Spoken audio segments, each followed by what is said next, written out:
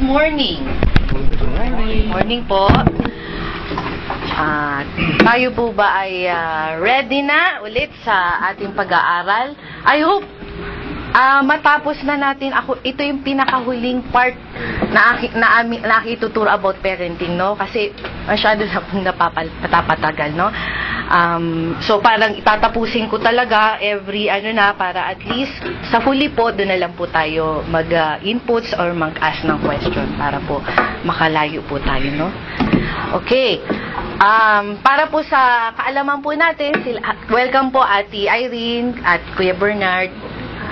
Sila po galing sa bakasyon. Welcome, welcome. Nandito sila. Mukhang happy naman sila sa vacation nila. Okay. So, ang topic po natin po ay yung about parenting. Meron po na po kaming mga napagdaan ng mga napag-aralan. So, amin na po sa pinakahuling part na po tayo, which is, doon na po tayo sa, Kuya?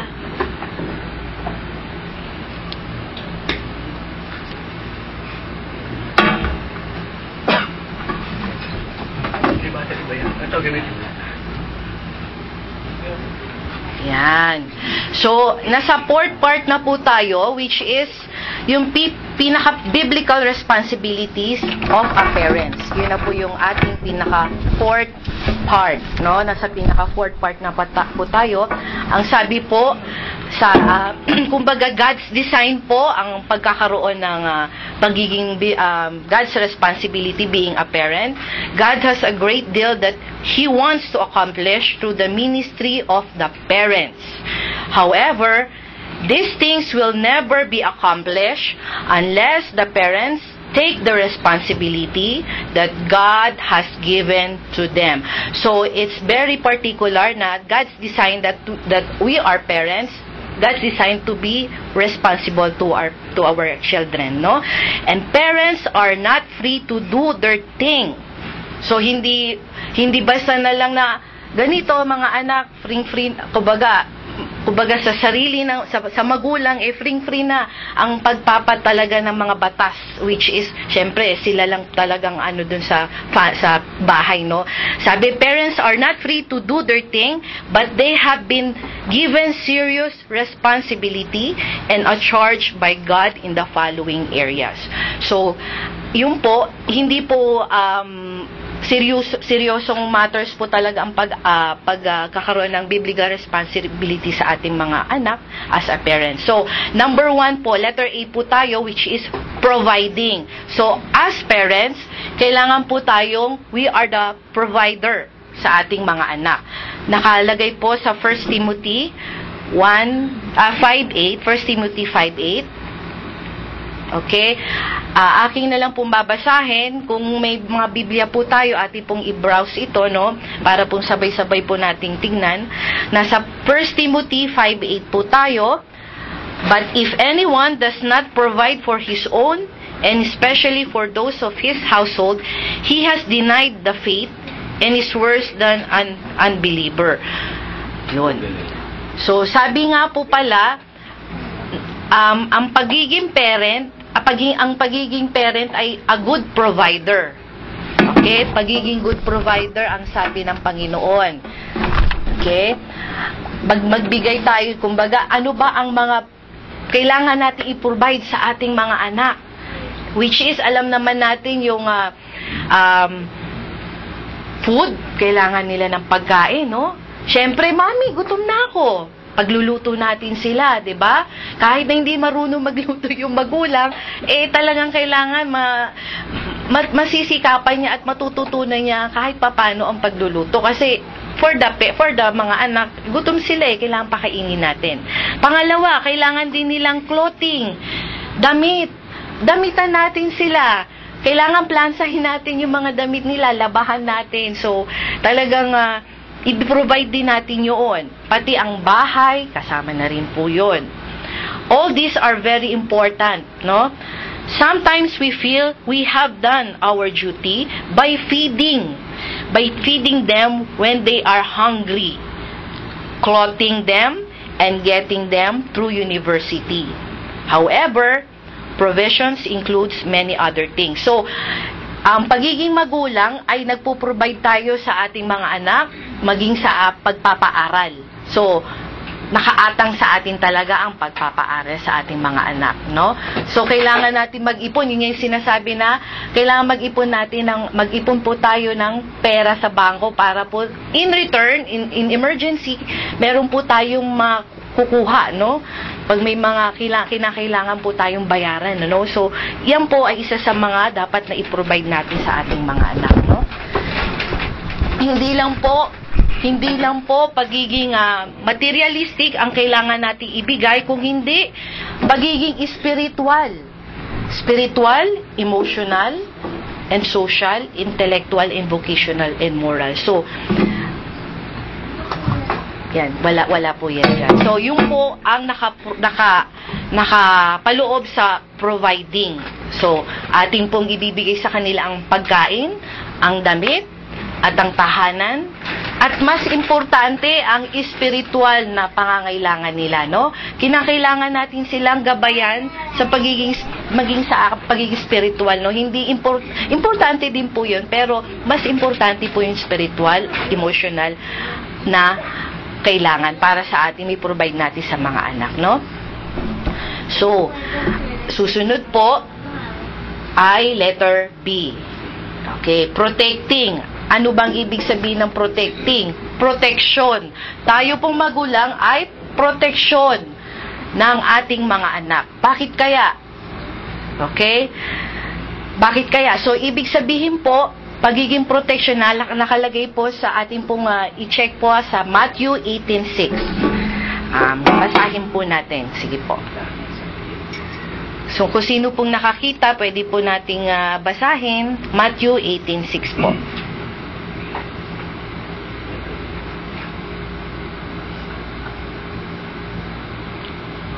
Meron na po bang nakahanap? But whoever causes one of these little ones who believe in me to sin, it would be better for him to have a great millstone fastened around his neck and to be thrown in the depth of the sea. Ayun. O nga. So, ang pagiging magulang ay you are a protector. Sabi nga po sa verse na yan, the parents are the ones who are responsible to guard their children and protect them from all forces which could destroy the wholeness that God intended for them. So, ang pagkatao ng bata, kailangan preparado. Kasi minsan, protektado natin mga magulang, no? Sa pamamagitan, no? Number 1, physical harm. Bakit kaya kailangan ng magulang maprotect ang pagiging physical harm? Katulad yan, minsan pag maliit pa lang yung bata, kailangan hawak-hawakan mo, hindi sila matumba, no? So, avoid from any physical harm. At maging sa pagtawid ng kalye, no? Kailangan titignan mo right to left kung merong dumadaan na sasakyan. Minsan aakayin mo pa yan. Physical harm from any car accident like that po. At ganoon din po, proteksyonan din po natin ating mga anak sa kasalanan. Okay, kung minsan ang ating mga anak nag-aaway yung magkapatid, kailangan ba nating panigan yung isa? Dapat hindi po natin gagawin yon. Kung hindi, alamin po natin muna yung dahilan bakit sila nagkakaganon, no? Kung minsan yung isa nagsusumbong pero siya naman pala yung may kasalanan. Yun na minsan nagiging problema. So, alamin po natin yung pagkakaroon nila ng pagkihidwaan. Ano? Wag po basta na lang na pinalo natin yung isa na hindi natin nalalaman kung bakit nagkaganoon ang sitwasyon. No? So, proteksyonan po natin ng mga anak sa kasalanan at sa strife. No? Pangatlo, strife, which is yun nga, pagtatalo. Nagtatalo silang ganon. Oh, bakit kayo nagkaganyan mga anak?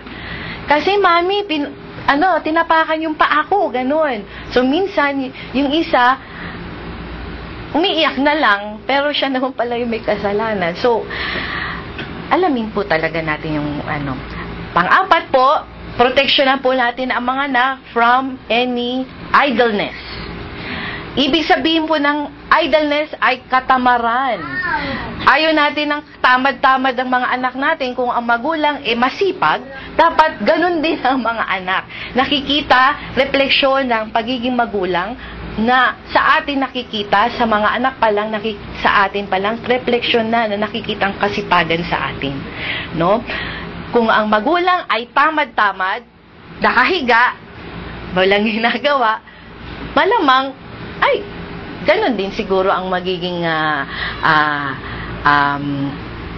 makikita ng mga anak sa mga magulang, no? Pagiging katamaran. Minsan na lang pagkabangon pa lang ng mga anak from higaan, hindi na naitupi yung higaan, pero sinabihan mo naman. So, yung mga little things na ganyan, kailangan sabihin natin sa ating mga anak in a nice way. Okay, so number 4, kasama po doon ang worldliness. Bakit po dapat kailangan nating proteksyonan ng ating mga anak sa pagiging worldliness? Mahamundong bagay. Number 1, ano ba yung mga yon? Idols. K-pop. Okay, although nakikita naman natin yung mga nasa natin, ng worldly, no? I hope i-import natin, i-involve natin sa mga isip ng ating mga anak na ito, mga anak, kailangan yung mga K-pop na yan, that is worldly, no? Maging straight po tayo sa ating mga anak, no? Although masakit man, pero hindi kailangan natin sa kanila yung ganoon po kasi ito na sinabi na sa Bible, may worldly kasama po yun, no? Pang-apat po, evil association. Proteksyonan po natin ang mga anak, lalo na mga teenagers, no? May mga gangs, which is yung mga tropas, mga, fraternities, yung mga apodap. Ano pa ba yun? Taugama, yon, yung mga yon. So, mga evil associations. Proteksyonan po natin ang ating mga anak from that, no? So, kasama po yun. Ano pa? Dishonesty, pagsisinungaling. Anak, huwag mo sasabihin na dito si Mami. Kunyari, may kumakatok dun sa pintuan, may kung baga, yung naniningil na ng bayaran nyo na yung nyo, yung bahay nyo, ganyan. Sabihin mo, anak, wala si Mami, wala si Daddy. Pagsisinungaling, wag po natin tuturo sa mga anak natin ang pagsisinungaling. Dishonesty. Although, napakaliit lang na bagay doon. Sabi nga nila, white lies. So, kahit na white lies yan, masama pa rin po yun, no? Wag po natin ituturo sa kanila. Pang-7, hate, pagkapuot. Okay. Love. Instead of hating, kailangan, in a day, yakapin po natin ang ating mga anak, no? Kung minsan, nakagawa sila ng kasalanan at pinagalitan natin sila, ipakita natin sa kanila na mahal natin sila. Bakit natin nasabi yung pagdidisiplina na yun sa kanila, no? So, yun po yung mga example natin, bakit po natin dapat proteksyonan ng ating mga anak. Okay po ba yun? Naliwanagan po. Okay, susunod po. Akin pong isusunod na po ang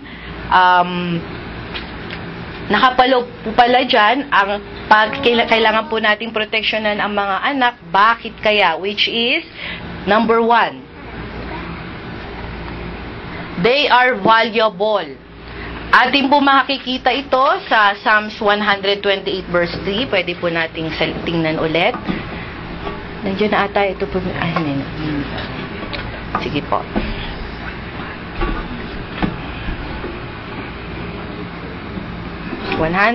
Psalm 128 verse 3 po.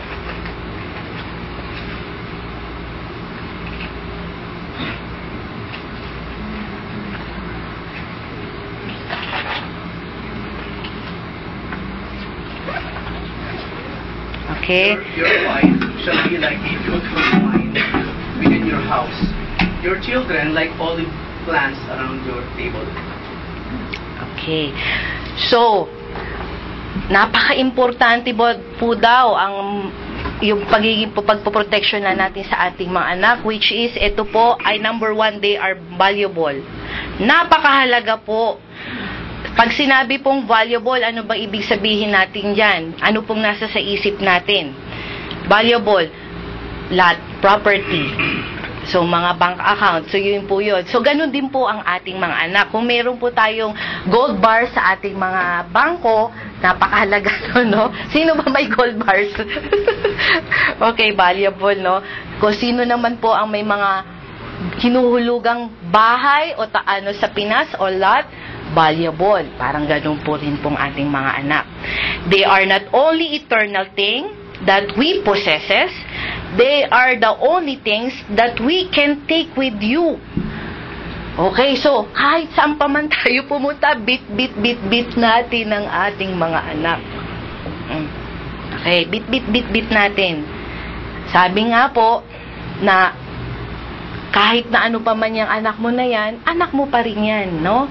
So, valuable ang ating mga anak. So, sa pamamagitan nito, hindi natin pwedeng i-taking for granted yan. Kahit na, kung halimbawa, in a worldly side, naanakan, at kunyari na-rape, no?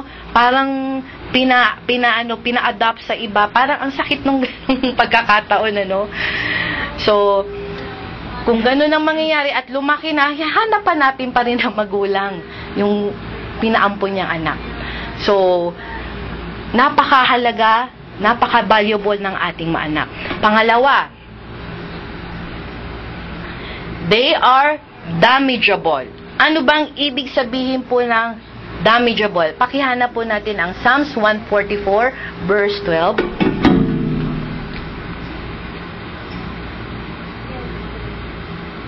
Then our sons in their youth will be like well-nurtured plants, and our daughters will be like pillars carved to adorn a palace.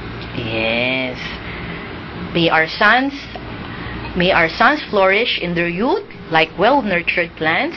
May our daughters be like graceful pillars carved beautify a palace. So, ang sabi po damageable, fragile ang ating mga anak. Oh, di ba may mga anak na gano'n?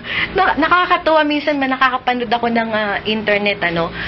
Kahit dahil nag-iisang anak, kahit saan pa man pumunta, talagang sunod-sunod ang nanay. Fragile. Parang pag sinabing fragile, para mabilis, madaling mabasag. Ganun po. It's like a glass, no? So, yung brim po. So, parang it's a well-nurtured plant. So, parang tinanim natin at pinayabong. So, ganun po ang ibig sabihin nun. Kapag, di ba, pag nag-plants tayo, nagtanim tayo, minsan, kailangan walang mga uod dyan. Walang mga lantang dahon.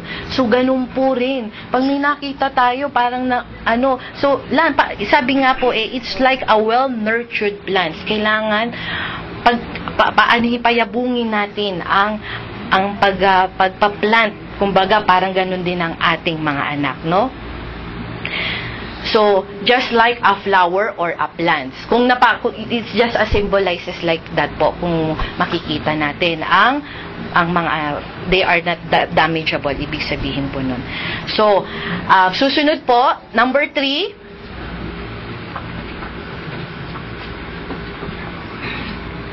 Ay, yan na naman ako. Yan. Ayun. They are corruptible. Ano po ba ang ibig sabihin ng corruptible? Okay. Sabi po sa Proverbs 22:15, pakihanap po natin. Yan, para po makita natin ano po talaga yung Proverbs 22:15. Pag sinabing corruptible, nabi-brainwash. Okay? Pag sinabing corruptible, dishonest. Okay? May nakahanap na po ba? Proverbs 22:15. Foolishness is found in the heart of a child, but the rod of correction shall drive it far from it. Okay. So, hinahalin tulad din po daw ito sa corruptible. They are corruptible. So, bakit kaya corruptible ang at times kailangan minsan ang pagiging corruptible, kung may halin tulad natin yung mga politicians, no? Politicians, minsan nagsisirbisyo sila sa bayan na nagnanakaw. So, gano'n ang symbolizes, wag po, kailangan hindi maging corruptible ang mind ng mga anak. No? Meron po ba tayong karagdagan, Kuya? Nagsimula kasi nung kay Eve, di ba? Nung she chose na gawin yung something na pinagbabawal ng Lord, minana natin lahat yun. Sabi nga nila, di ba, curiosity kills the cat, or what. Naging guilty na sa atin yung pagiging curious sa maraming bagay. At doon pumapasok yung, kapag hindi nakikinig sa mga magulang, yung foolishness. Nako-corrupt. Sinabi ng huwag mong gawin yan, gagawin naman. Laging, baliktad. Pag sinabing huwag pumunta doon, lalo naman pupunta doon.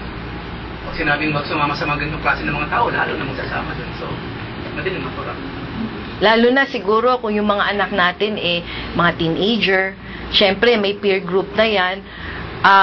Minsan, kung ano yung nasasabi ng grupo, ay, in naman to diba? In naman to. Pag hindi ka kasama, hindi ka in.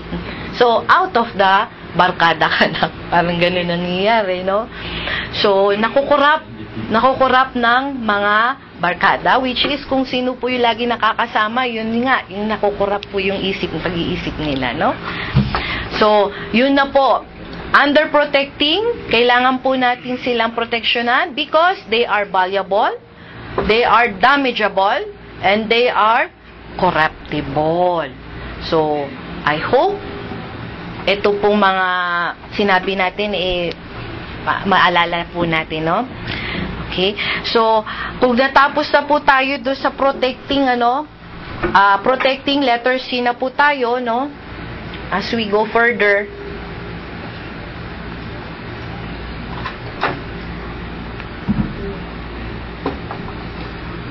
ayan. So, letter A po, natapos po tayo kanina sa providing. Letter B kanina po ay protecting. At letter C po ay training. Atin pong hanapin na ang Proverbs Proverbs 22:6. Start children off on the way they should go, and even when they are old, they will not turn from it. Okay. Masyado ng na yung verse na yan, So, train up a child in the way he should go, and when he is old, he not depart from it. So, at doon din po sa Ephesians 6:4, akin na lang pong babasahin, May you fathers do not provoke your children to wrath, but bring them up in training and admonition of the Lord. Yun. So, ang pagiging magulang, kailangan natin silang i-training. So, minsan kung may competition, kumbaga competition ng marathon. Okay? Pag may marathon, kailangan napakahaba pa ng training nung athlete. So, ganun po ang paghahanda natin. Hinahalin tulad po natin ang pagtitraining o pagsasanay sa mga marathon. So, yung mga anak natin, unti-unti na yan, unti-unti natin silang hinahanda, tinitrain. Diba sa marathon, kahit na paman na masaktan yung mga ankle nila na yan, yung mga dito sa paa, kailangan ang aim nila to finish the line. So, ang pag-ano po sa ating mga anak, finish the line din po ang pag-ano natin sa mga anak natin, pagtitrain. Huwag po tayong masawa. Kahit na nakakapagod na sa pag-aalaga, kailangan wag po tayo magsasawang mag-alaga at mag-train sa ating mga anak, no? So, yun po. Sabi po, when they fully realize it or not, parents spend all their time training those whom God has placed them under them. All parents train their children, but all parents do not train them to godliness. So, oo nga, nagtitrain tayo sa mga anak natin na kabutihan, pero dapat isinusunod din natin yung tungkol sa Panginoon. Yung God's goodness. No? Sabi nga cleanliness is next to godliness. Maglinis tayo anak. Next, paglilinis ay next to godliness. So, yun pa rin talaga natin, isusunod pa rin natin yun. No? And training involves bringing our children to maturity. with all the equipment that they need to be successful and to make wise decisions in life. So, ang ating pong mga anak, na ititrain natin yan through decision making. Kung ang ating mga anak hayaan lang natin, sige, anak, kaya mo yan. Sige nga, tingnan natin kung anong gagawin mo yan. Ngayon, kung meron siyang mga dagdagan mo na lang kung ano pa yung sa ikakabuti niya. No, kunyari, meron siyang project, ganyan, tinuruan mo. O anak, ganito yan. Ganito ang paglalagay yan. Ngayon, pag natapos na niya at siya na mismo ang gumawa nun, kunyari, gumawa siya ng parang flower na arrangement. O, syempre, siya yung unang gumawa niyan. Ngayon, ikaw parents, ikaw mother or father, at nakakaalam nun, o, sige, o anak, ganito ha, ayusin mo to sa susunod. Yan. So, from the next time around, yung anak natin, ganun pala yun, mami. Dito pala sa taas yung ganito pala yun sa gilid. So, yun. So, nagkakaroon po tayo ng training sa ating mga anak through that. No? So, susunod po tayo. Ayun na naman. Ay, nasobrahan. Ayan, binasa ko kanina. So, sabi nga po, children need training because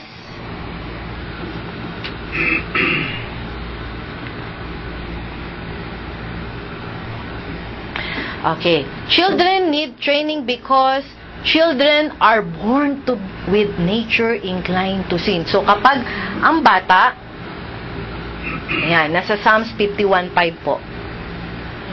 Ayan. So, sabi,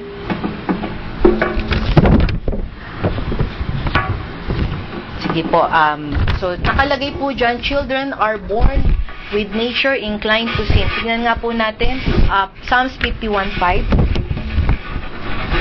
So, I was brought forth in iniquity, and in sin my mother conceived me. Ayun. So, pagkalabas pa lang ng bata, pagkapanganak pa lang ng bata, kung cesarean ba yan o normal, pinanganak mo pa rin yan, they are born in sin. So, nature na talaga yan. No? So, for I was born a sinner, yes, from the moment my mother conceived me. So, yun yung time na na-conceive ang ating mga anak, nature na po talaga na makasalanan. Kahit tayo, no? No?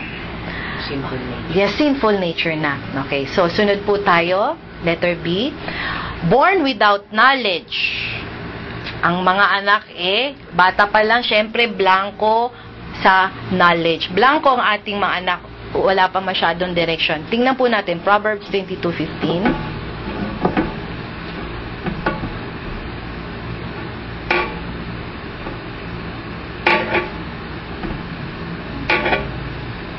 Ayun, kanina rin, Opo, yung pa rin ba yung kanina? Foolishness is bound up in the heart of a child. The rod of discipline will remove it far from you. Ayun.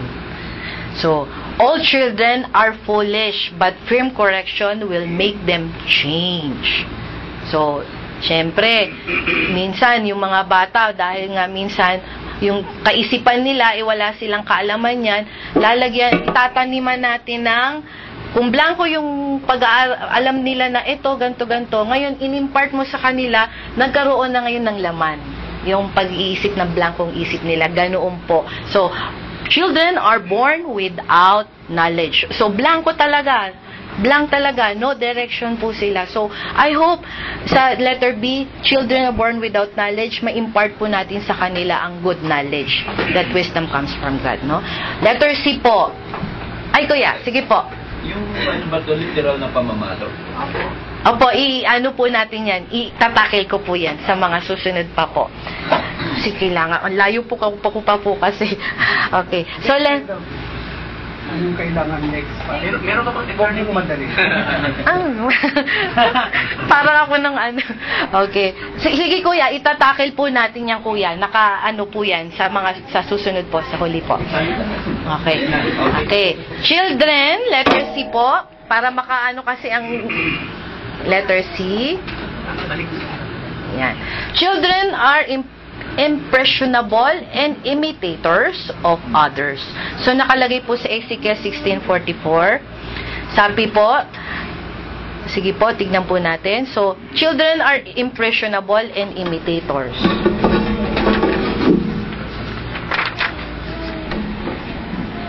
Opo. 1644 po. Tagalog. Sige po. Narito, bawat sumasambit ng mga kawikaan ay sasambitin ng kawikaang ito laban sa iyo. Na sasabihin kung ano ang ina, gayon ang kanyang anak na babae. Okay na po. Ayan. So, yun nga, nakalagay nga doon na ang mga, if we are, so yung mga anak po natin are imitators. Kung ano po nakikita po doon sa mga nanay o tatay, ayan, naki-imitate po nila na, nakukopya nila. Kung yung nanay ganun lakad-lakad, minsan ganun din. Minsan, nakakita na po talaga ako no? Kaya minsan, i-ano po natin yun. Na-imitate po nila. Sabi ko, sasabihin kayo, sabi kong ganun dun sa kaibigan ko, nagagaya na yung anak mo sa'yo. Oo nga, i-ano mo sa kanya yun, ipa-stop mo. Kasi, hindi naman natural sa kanya yun eh. Oo. So, okay, so, yan po, imitators, kung minsan po ang ating mga anak may mga kaibigan po sila sa labas, meron silang ini-imitate. Minsan, worldly din, ni-imitate nila yung, sino bang pwede natin ma-imitate? Yung mga artista, mga artista, ginagaya nila sa pagiging pananamit, ginagaya na nila. Yung minsan sa pagsasalita, minsan yung ganyan na, yung mga gawin nila, yung, ano yan, yung mga ganun ba, yung mga style na ganun, kasi hindi ka talaga kaya parang, sila, so yung mga imitators, lalo na po, okay, so, okay na po ba tayo doon? Pwede na po akong umurong? Mga expressions. Oo. Kasi hindi naman bata, yung mga matatanda nga gumamit ng expressions na nasa mundo So, pag nakita ng batang yung mga matatanda, nagaya. Gumagamit my! ng expressions ng mundo, gagayahin nila. Opo. So, yung pagiging imitator, bata or matanda. Pero yung mga bata nga, maging maingat. Maging maingat maingat talaga, opo. Talagang maging maingat po. Kaya napakahalaga na tama talaga yung sayabi kasi sa 22 verse 6, turuan natin na tama ng bata. Yung dadalhin niya hanggang sa kanyang pagtanda. Turuan mo lang mali yung bata, yun mo yung dadalhin niya hanggang yes. Kumbaga, may narinig kasi po ako na sabi, hayaan mo lang kasi bata pa yun. Paglaki niyan, magbabago. Which is maling sabi niya, yung sanga ng kahoy, pag lumaki na, mahirap po nang hubugin kung saan mo gusto. Ganun din naman sa bata. Kaya mahalaga na habang bata pa, putulin mo na. Yung godly way sa pagpapalaki. Okay. So, letter D na po tayo.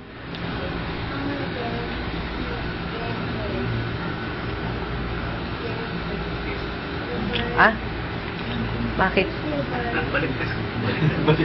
Nabaliktad. Dito. Ito.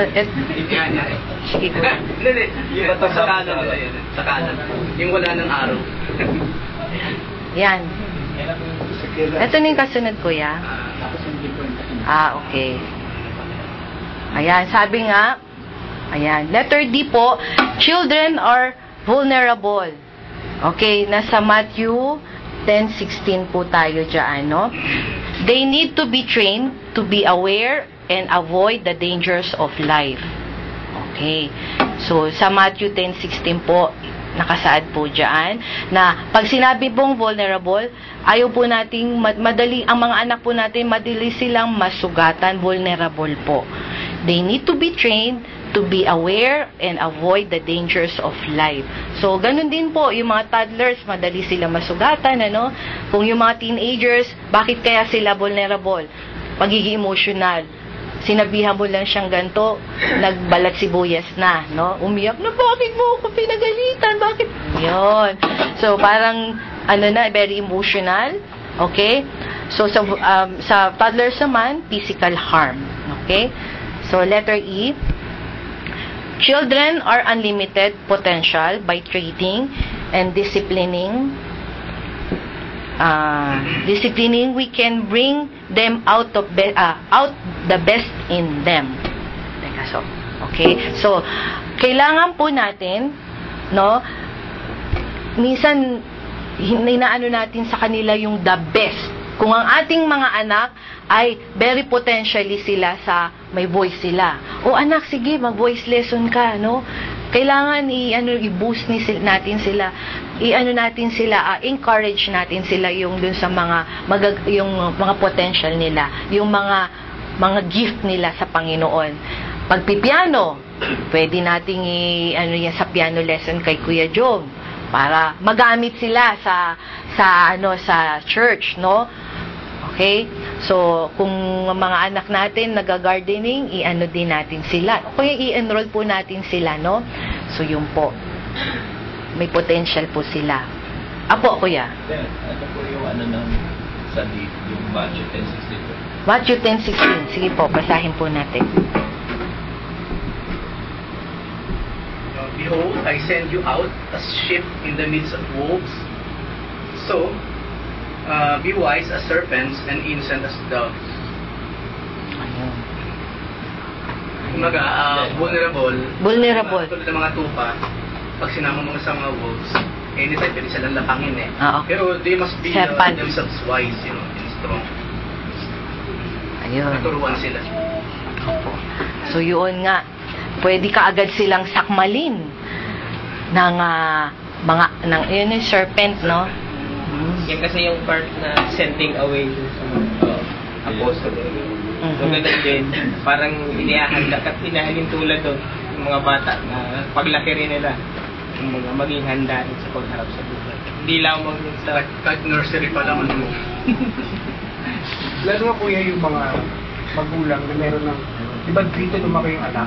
Tapos yung time na magka-college na siya, napaka-vulnerable na. Hindi mo na every time imagine sila. So ano yung pinasok mo sa utak nila, sana dala nila. Ano yung training na in-input mo sa kanila, dala nila, much more nga kung godly. So hindi ka kakabahan na, kasi napaka-vulnerable sa Pilipinas na, o saan siya mag-aaral. So, kampante ka, naku, gut feeling yan. So, vulnerable sila kasi marami na silang makakasalimuha, pwede na silang pasakan ng mga barkada. Ano yung mali na maituturo. So, magandang maitrain. Kampante ka, no? Kampante ka. At huwag din check ng check, parang wala ka naman trust kay anak. Minsan nakakasakal din eh. Diba, Ate Lorraine? Pero hindi mo pa iwasan kasi sa... Pero, pag-check pa rin, communication. Hindi lang magulang talaga. Tama Hindi yung sa... 3 times a day. Sa akin kasi, pagpunta nung mag-ina sa kailangan malaman ko nakarating na sila sa school. Pauwi. Mahalaga. Kung okay lang sa kanila. Pero siguro pag nagdalaga si Precious, itong usapan eh. Ngayon, okay lang. Okay.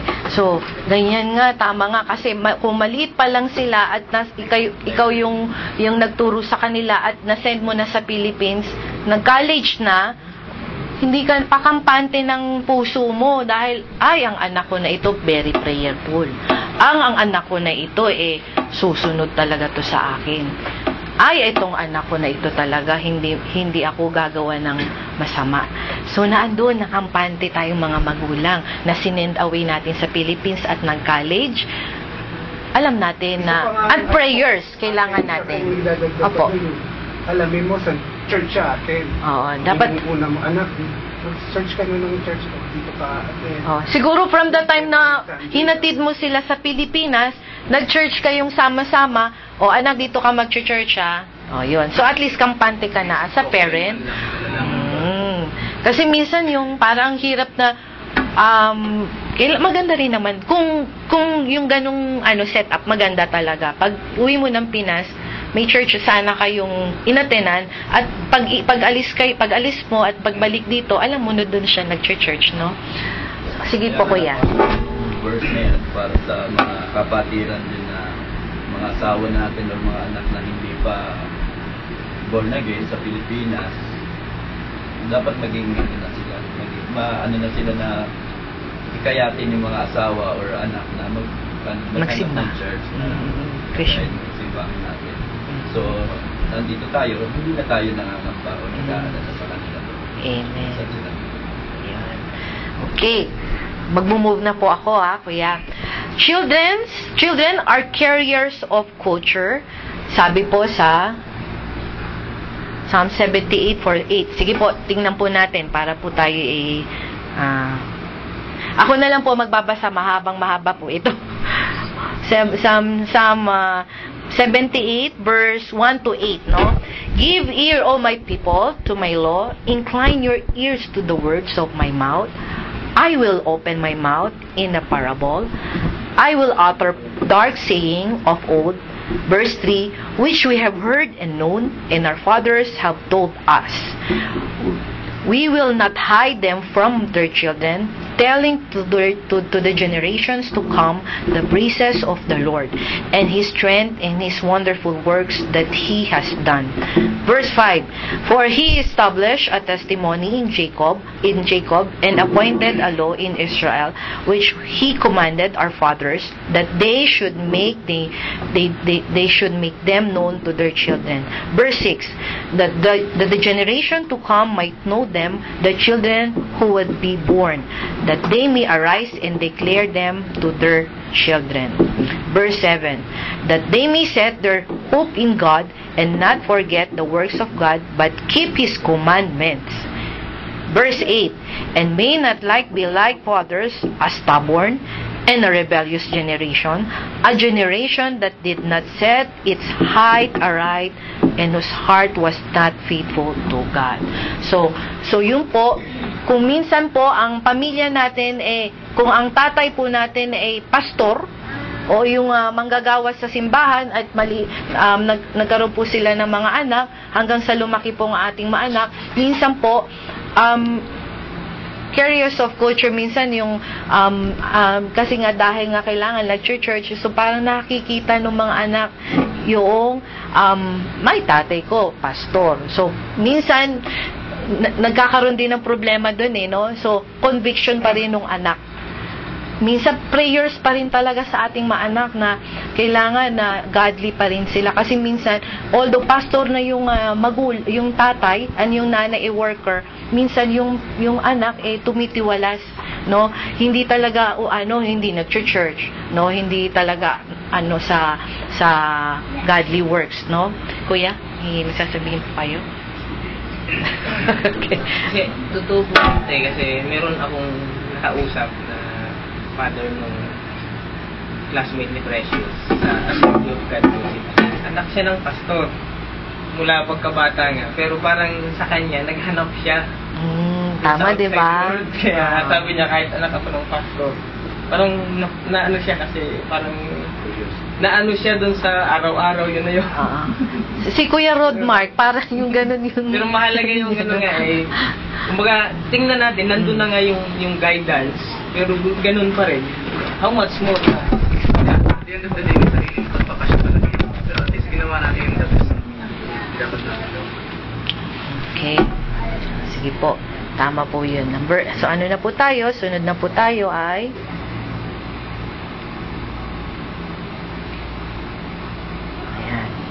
Yan. So, nalagpasan ako. Sorry po. Hindi po, yung binasa ko na kanina. Okay.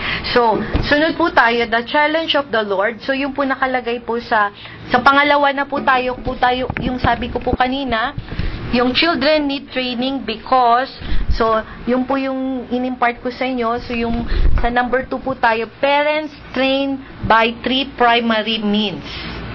Okay? Yung 3 primary means po natin dyan ay, ito po yung susunod ay, tama po ba yun? Ayan. Tama ko yan. Ayan. Napaliit lang po, no? So, sa letter A po, example. Okay? Parents trained by 3 primary means. As a parents, being an example. So, nasa Deuteronomy 6:4-9, nandiyan po. Hear, O Israel, the Lord our God. Malabo kasi na Hindi ka masyado maano. The Lord our God. The Lord is one. You shall love the Lord your God with all your heart, with all your soul, and with all your strength. And these words which I command you today shall be in your hearts. You shall teach them diligently to your children, and shall talk of them when you sit in your house, when you walk by the way, when you walk by the way, when you lie down, when you rise up. You shall bind them as a sign on your hand, that they shall be as a frontlets between your eyes. You shall write them on the doorpost of your house and your gates. Okay? So, sabi nga po, ang pagiging parent ay pagiging example, no? So, ito po nakalagay po sa Deuteronomy, ito po isa-isahin po natin, ano? Yan. Yun. Teka, nakasibangot. Teka, sorry mo. Ayan. Ang pagiging example ba ng magulang, dapat ba ganyan? So, kung minsan nakikita yung sabi ko nga ang kung nakikita sa mga magulang, minsan gano'n. Pero kung happy naman, ganyan din naman ang, ganyan good example. Kailangan ng good example, ito. Yun. Malalaki talaga. Ganon. Good example. Okay. Nakasmile. Poise. Yan. So, pagiging good example yun, no, attitude. Kamusta ba ang mga attitude ng mga parents? Okay. Ganun po ba tayo? So, dapat, tayo, no? Yan. Ayan. So, kapag halimbawa, yan. How to handle problems. Okay?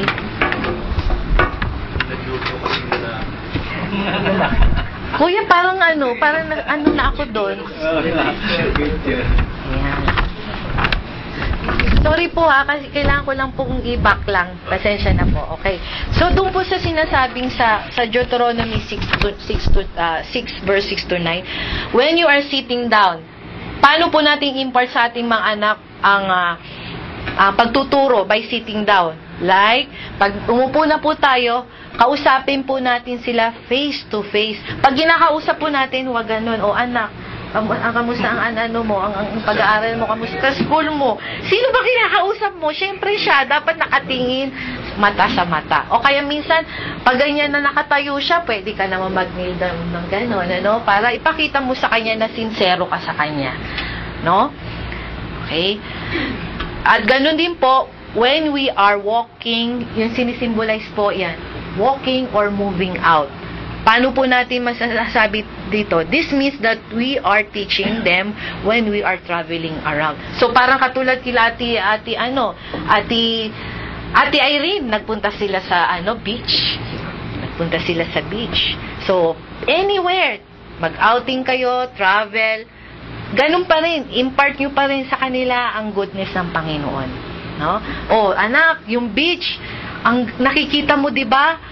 Creation ng Panginoon 'yan, 'di ba? Napakaganda.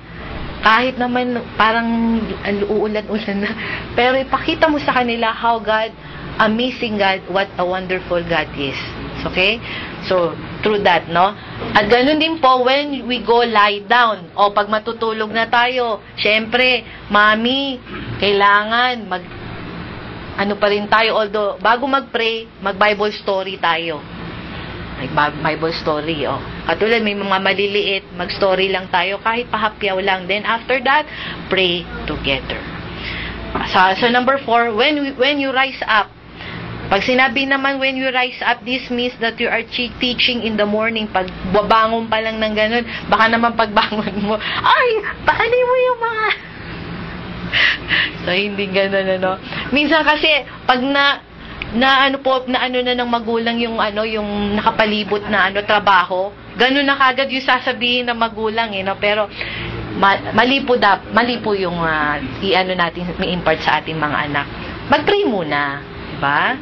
Kasi 'di ba, important of the day, prayer. Okay?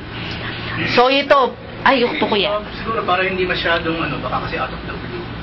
Parang wala mong upuan yung bata, ako sabi mo about doctrine. Kasi doctrine ay nag-uusapan dito Una, they must know that there is only one God.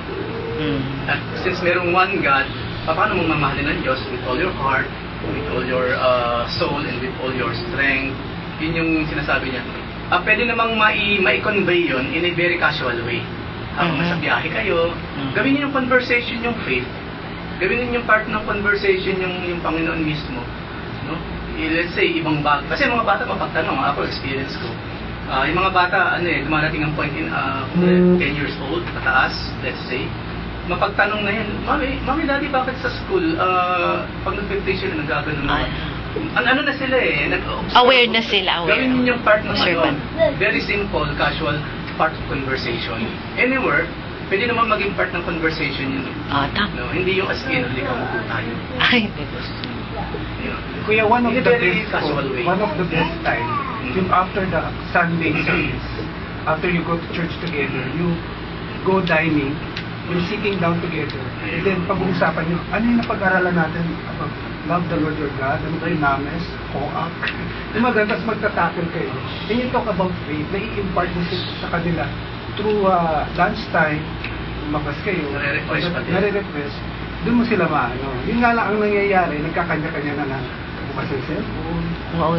naagaw ng Pag yung bakasyon ako, pag yung oras ng kain, Walang cellphone. wala lahat yun. Walang Pag gadget. TV, dapat patay. Tama. Kasi dapat mag-usap kayo time nyo na yung magkaroon ng pag-uusap Huwag naman mag-aaway sa harap ng pagkain. Di ba maganda yun, di ba? Ibang setting na yun. Di ba? Ayun, mag-usap. Kasi di ba, nowadays, yun na nawawala sa family, yung sabay-sabay na kumakain. Kanya-kanya. yung mama. Wala na tayo mag-usap to. Kasi naman sa biyahe naman, ganun din. Naka-online na naman. Sa swimming, naka-online. Ang sabi sa Bible kasi, ang ilagay mo raw sa noo mo, sa doorposts, ilagay mo sa isip at buhay mo, yung word of God. Ngayon kasi hindi cellphone na yung pumalit Mobile phone, pag-gising. Mobile phone. Pag matulog, Kakapay mo pang nasan ba yung Nasa cellphone? biyahe kayo, gusto nagkukwentuhan, nagkakantahan, no? Mobile phone. Fellowship, mobile phone. No wonder kung madaling malaman kung ano gagamitin ng kalaban in the later part of ng earth, kung gagamitin yung device para makontrol ang tao. Madali naman sabi niya. Casual na pag-uusap about the Lord. Magpapapap naman yun mga cloud. Sabihin sila pinag-ibig. How great is our God? Nalimig kami mo ito. Hindi very casual rin siya. Wag lang lumabas na para tayong mga preachy, lagi yung mga ginagawa natin pakipag-usap sa kanila. Baka kasi bata kasi. Oo. So parang nangyayari, parang mo sila yung doon sa kiliti nila. So wag ka lang maging stricto. Okay. Ako po ay time out na. Okay, so naku, Meron pang isang part. bakit ganun? Talagang ginawa ko ng pagkakataon, pero siguro nga talaga mahaba pa rin talaga po yan. Okay. So binibigyan na po ako ng so kahit tayo po yung magsitayo, pasensya na po kayo at natagalan. Tayo po yung magsitayo para sa pagko-closing prayer. Okay. Panginoon, marami pong salamat sa in-impart nyo po sa amin about parenting. Tunay nga, Panginoon, na unti-unti po na naliwanagan po kami sa mga binabahagi nyo po sa amin at nawa, Panginoon, na may apply po namin sa aming buhay as a parent. Salamat, Panginoon, as we go further sa aming services, Panginoon. Bless us today, O God. Sa pangalan ni Jesus. Amen.